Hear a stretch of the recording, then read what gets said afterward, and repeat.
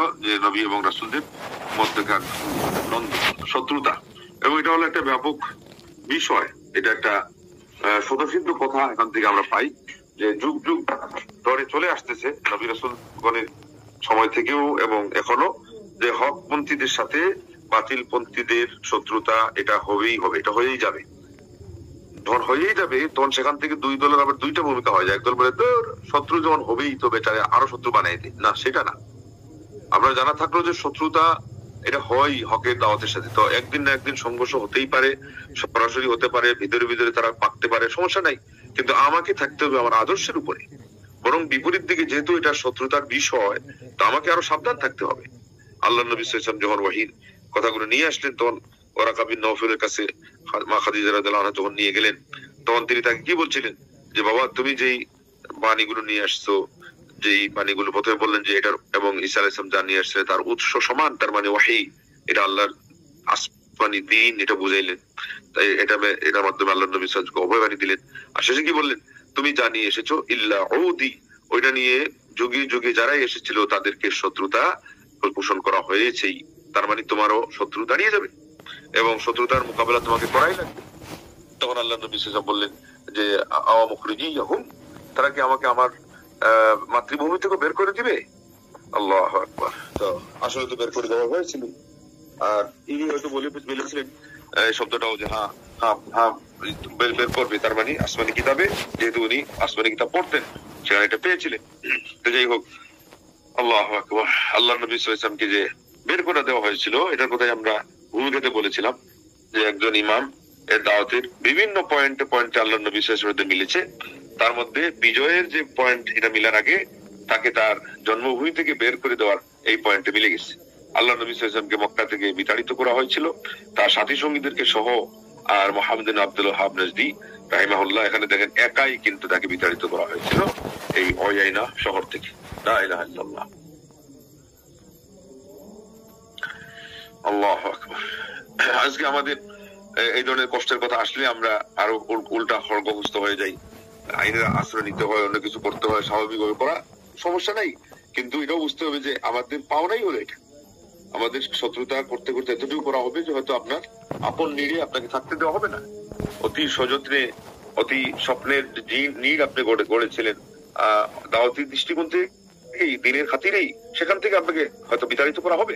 কিন্তু আপনারা যখন এই শেকড়ের কথা মনে রাখবো না, আপনারা যখন এই আল্লাহ নবী সাল্লাল্লাহু আলাইহি ওয়াসাল্লামের ইতিহাস, বিশেষ করে আমাদের নবী সাল্লাল্লাহু আলাইহি ওয়াসাল্লামের ইতিহাসের গোড়ার কথাগুলোই সময়ে যেখানে যেটা মনে করার কথা মনে করতে পারবো না, তখন কিন্তু আমাদেরকে কি করবে, শয়তান এসে ধোঁকা দিতেই পারে আমাদের চরিত্রে, আমাদের আচরণে, বরং উল্টা জিনিস প্রকটিত এবং পরিস্ফুটিত হতেই পারে। যেমন আজকাল আমরা অনেক দেখতে পাচ্ছি দাওয়াতি অঙ্গনে আমাদের ধৈর্যের যে হীনতা, স্থূলতা এবং বিপরীত আচরণ, এটা কিন্তু আমরা দেখতে পাচ্ছি।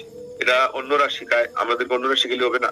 এই গণতন্ত্রের মাধ্যমে যারা রাজনীতি করে ঈদে বিপরীত, তারপরে আপনার এই একজন আমাকে একটা বললো তো আমাকে সেটার উত্তর দিতে হবে দুইটা দিয়ে, ডবল দিয়ে, এটা তো ইসলামের দাওয়াতি পদ্ধতির সাথে সাংঘর্ষিক। আমাদেরকে বলা হচ্ছে, আমি বলছি না যে সব সয়ে নেন, একেবারে আপনাকে ঠকের বাগে ফেলে দিয়ে আপনি চলে যান, ভরাডুবি হয়ে যাক, না। কিন্তু ধৈর্যের কথাটা এই যে ইতিহাস থেকে যখন আমরা দেখতে যাব, আর বর্তমানে যেভাবে আমরা ধৈর্য ধরতেছি, আমরা এই বিশেষ করে সোশ্যাল মিডিয়ার মধ্যে যখন একজন বাতিলপন্থী একটা কথা বলে, তো কথার মধ্যে দেখা যায় আমাদের ক্ষয় ফোটানোর যোগ্যতা আরো বেশি। এই যোগ্যতা নয়, এটা আপনার দুর্বলতা। আপনাকে আমাকে স্থিরতা, স্থবিরতা, ধৈর্য, স্থৈর্য এবং চরিত্রের উন্নত ভাব, এটা প্রমাণ করতে, ভারিত্ব, এটা নিয়ে থাকতে হবে বাতিলপন্থীদের তুলনায় বহু গুণে বেশি। এবং সব বিষয়কে ইস্যু বানানো যাবে না, সব বিষয়কে কথা বলা, খালি সুযোগ থাকলেই কথা বলা যাবে না। আজকাল আমরা যা দেখতে পাচ্ছি, যেটা বরং বলার অধিকারই নেই, এটা বলার যায় না দাওয়াতি অঙ্গনে, আমাদের ভাইরা সেগুলো উদ্ধার করে কাট করে প্রচার করতেছে, কাটিং প্রচার করতেছে, লিখনি হোক, ভিডিও হোক, তারপরে তার কোনো রেকর্ড হোক, যেগুলোর মাধ্যমে আমাদের পরিবেশ প্রচুর পরিমাণে ঘোলাটে করার মতো তারা সুযোগ পাচ্ছে। তারা যে পরিমাণ সচেতন ছিল না, আমাদের একদল তাদেরকে আজকে এই ঘুমের ঘরে ঢলে থাকা মানুষগুলোকে জাগ্রত করে দিচ্ছে, আর সে মনে করছে সে হকের দাওয়াত দিচ্ছে। এই দাওয়াতের ক্ষেত্রে আজকাল আমাদের এই যে ভ্রম, এই বিভ্রান্তি এটা অত্যন্ত মারাত্মক। যারাই এই রোগে আক্রান্ত আছেন অথবা যাদেরকে আপনারা জানেন, এদের লাগাম শক্ত হস্তে টেনে ধরেন এবং এদেরকে থামিয়ে ফেলেন, বলেন যে তোমার দাওয়াত দেওয়ার দরকার নেই, আল্লাহর দিন তোমার কাছে দায়গ্রস্ত না, তোমার এই চরিত্র যেটা, তোমার এই মানসিকতা এটাই প্রমাণ করে যে তোমার কথা বলার অধিকার নাই। তুমি ভালো ভালো আলেমদের সাথে যোগাযোগ করো, এই কথা বলা কি ঠিক আছে কি নাই।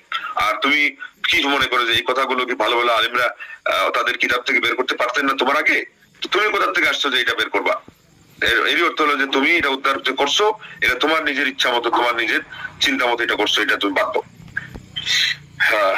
যাই হোক, আল্লাহ রাব্বুল আলামিন একাধিক আয়াতে সূরা আনামের 112 নম্বর আয়াত এবং সূরা গাফিরের আরেকটা নাম হলো সূরা মুমিন,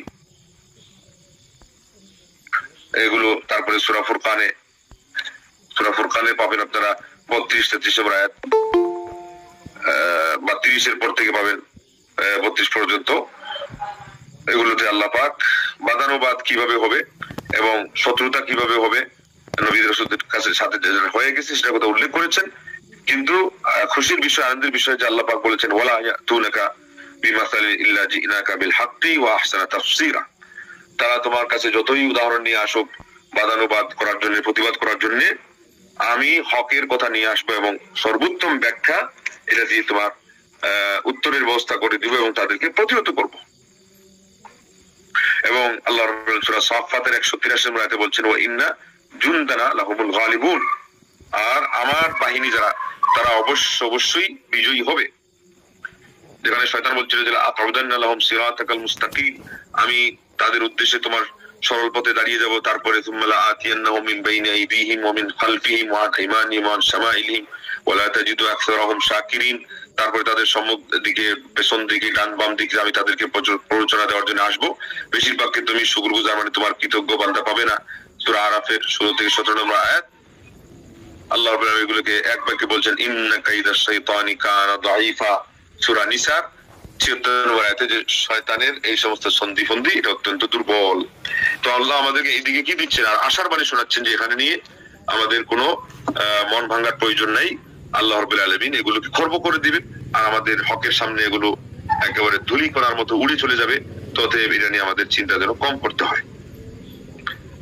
শত্রুতা থাকবে নবীদের রাসূলদের যুগে যেরকম ছিল।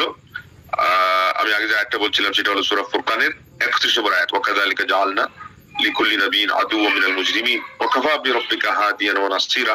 এখানে আল্লাহ পাক দুইটাই এক আয়াতে নিয়ে চলে আসছেন যে প্রত্যেক নবীর জন্য আমি কিছু অপরাধীদেরকে শত্রু বানাইছি, কিন্তু তোমার রব হে নবী হেদায়েতকারী হিসাবে, সাহায্যকারী হিসাবে তিনিই যথেষ্ট। আল্লাহু আকবার। ততএব আমাদের মনে রাখতে হবে যে আমাদের সাহায্যকারী হলেন আল্লাহ, যেমন নবী রাসূলগণকে সাহায্য করেছিলেন আল্লাহ। তবে আমাদের ধৈর্যের পরাকাষ্ঠা ওইভাবেই উন্নত করতে হবে যেমন ভাবে উন্নত ছিল আল্লাহ রাব্বুল আলামিনের প্রিয় পাত্র আল্লাহর বিশেষ বান্দা নবী রাসূলগণ। আল্লাহ সবাইকে তৌফিক দান করেন, তার দ্বীনের দায়ী হিসেবে আল্লাহ আমাদেরকে কবুল করেন, আমাদের গুনাহ খাতা মাফ করেন, বিপদ আপদ দূর করেন, অসুখ বিসুখ নিরাময় করেন, আমাদের কণ্ঠে আমাদের মনে আল্লাহ বল শক্তি দান করেন, আল্লাহর দ্বীনের জন্য দায়ী আল্লাহ হিসেবে আমাদের সবাইকে আল্লাহ তৌফিক আরো বেশি দিয়ে আল্লাহ দুনিয়া আখিরাতে আমাদেরকে কামিয়াব করেন। আমিন। আলহামদুলিল্লাহি রাব্বিল আলামিন। আসসালামু আলাইকুম ওয়া রাহমাতুল্লাহি ওয়া বারাকাতুহু।